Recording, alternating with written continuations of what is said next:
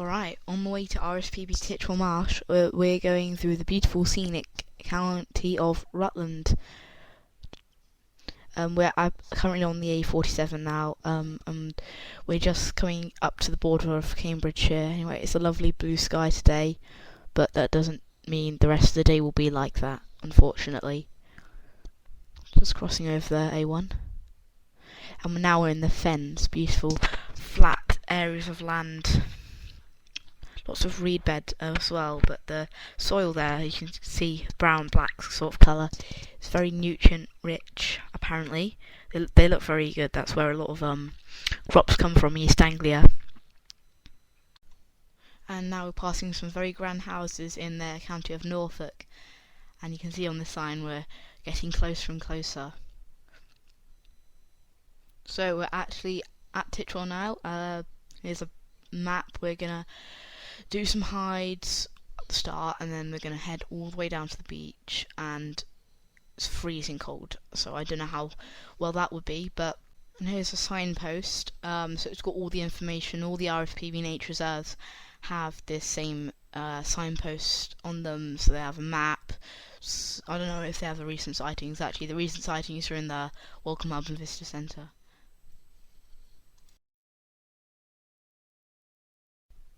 So just before lunch, because we got here about 11ish, we decided to check out the Fen Hide, which wasn't really that good. I mean, all the wildlife's mostly painting on the walls, but out there is lots of bird watchers. I don't know if they're waiting for something crazy like a bittern or anything, but it's completely empty. Same as the Fen Screen. It's not really much there, just a pair of gadwall, actually both males, and coot. Really, there's nothing really. I mean, there's a light mizzle as well and some grey-lag geese. But anyway, we've just decided to head for lunch now, and we're going to check out the hides now. So this is the Island Hide. So that's the first one on the West Bank path on the way to the beach. But this is a very, very, very close teal. Very close to the hide. I absolutely love teal. They're the smallest duck. They're 33 centimetres. Well, not the smallest duck, but they're very small. Smallest duck in Britain. And here's some avocet. Lots of avocet on today, as well as this, some snipe, which is on the scrape all the way at the back, and they're very camouflaged, even on the scrapes. Literally, they're camouflaged anywhere. Literally, they're very, very camouflaged birds, and there's lots of avocet here. So it's been a good day so far. No new species, but then again, it is quite rainy and quite windy today, so I didn't expect to see too many. But yes, there's a little moorhen in there, and shoveler, and loads of avocet, and some sort of carcass of a bird. I don't know what that is, but there's lots more avocet. They're the emblem of the RSPB, so it's nice to see them at an RSPB reserve, so that's quite cool. But those teal, they're just absolutely amazing. And when I was walking back on the West Bank path, they just kept following me, not like following me on the path, but while I was walking they were coming next to me. Anyway, here's a pintail. Today I just can't find my words. There's also a lapwing here. I don't know what's going on with me. I can't even find what I'm trying to say. But yeah, there's lots of avocet here. Yeah, avocet's really, really cool birds. They're also known as pied avocets as well, but that's because there's only one species of avocet in England. They're just known as the avocet. But in other countries they're known as pied avocet. Moorhen and redshank here. Lots of redshank. This is actually on the Thornham Marsh, so that's not in the Island Hide, that's just to the left of it. And also, Parrinder Hide is divided into two sections. This is the freshwater, which we're going to go on first, and then the saltwater as well. But these are some teal, pretty close to the hide as well as some shelduck, so they're all very, very close to the hide. And just behind these teal are some godwit.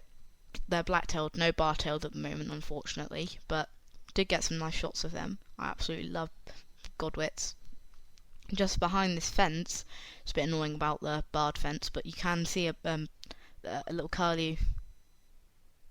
Not a little curlew. They're absolutely massive. They're about 40 to 45 centimetres. They're Europe's largest wader. Got some interesting shots of a shelduck here. Absolutely love shelduck. This one not as good as the previous one. And also, this is a new bird. This is actually a knot. I did manage to see some dunlin, but unfortunately none got on camera because they're very far away. And this, looking through a man's scope, is actually a few turnstone. I did see a ring plover through a man's scope as well, but I couldn't find them as well, but that's a bit sad. But the turnstone are very cute. These are loads of oyster catchers on the tidal pool, mixed in with some godwits, and there's one tiny little dunlin in there. Or maybe a couple, I can't see properly, maybe be behind it, but there's absolutely loads of them. But I was saying I did see a ring plover through a man's scope. I was got to say, you can't go to Titchwell without seeing these brent geese, so it's nice to see them here as well. Lots of them here. They just flew in actually. I love brent geese. They're very loud as well. So I did get a few shots of these. I think my favourite one is the one of them flying just above. It's a bit misty though. But here's a pair of shelduck. You can see the male has the knob and the female doesn't on the bill. There's a little turnstone there with a grey plover and some widgeon, teal, all sorts of ducks and waders and everything on this little bank. Anyway, this is the saltwater side. So it also looks over what's called the brackish marsh, I think, or the volunteer marsh, I can't remember. They're the same name for it, aren't they? Yeah. There's a couple of shoveler here. This is a male and the other one's a female. Anyway, here's a little red shank. Lots of red shank here. As well as this, it's a grey plover. I love grey plover. So this is actually my first decent view of one. I did see one earlier today, but I think this is a better view of one. I do love them. They're very cute. Also, there's quite a lot of knot here.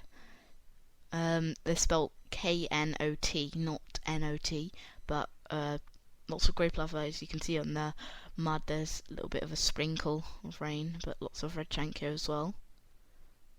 Could definitely see their red legs. It's absolutely great, all these bird life. This is actually the only day I saw the grey plover, sadly. I didn't see any the other days I went. I don't know if you can see just behind those, just behind the foliage is reed bunting, which is nice. And also a lot of curlew action. I like curlew. See their muddy bills from constantly probing in for all sorts of long worms and pretty much anything they can find in that mud. Yeah, but it's mostly worms. Lots of grey plover. This is a very good day for grey plover actually, and red shank. So there's quite a lot out on salt marsh, as well as some more shelduck and more knot. Yeah, knot are just a bit chunkier than dunlin, if you know what I mean. They're just a bit chunkier and stockier than dunlin. But yeah, there's more offset here. You can see their feeding methods and their very long legs, as well as this little egret is actually a bit sad. It's not showing us its face.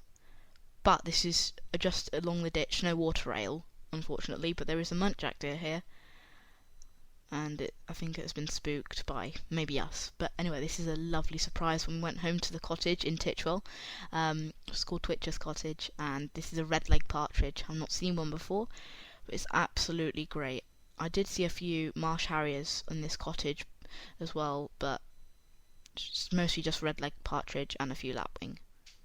And they've all gone. But this red-legged partridge, they're more beautiful than I actually thought they were. But nonetheless, still amazing. They were just because we don't have the biggest garden, but they were just feeding in it, just by the soil, as you can see. Anyway, it's been an amazing day at Titchwell.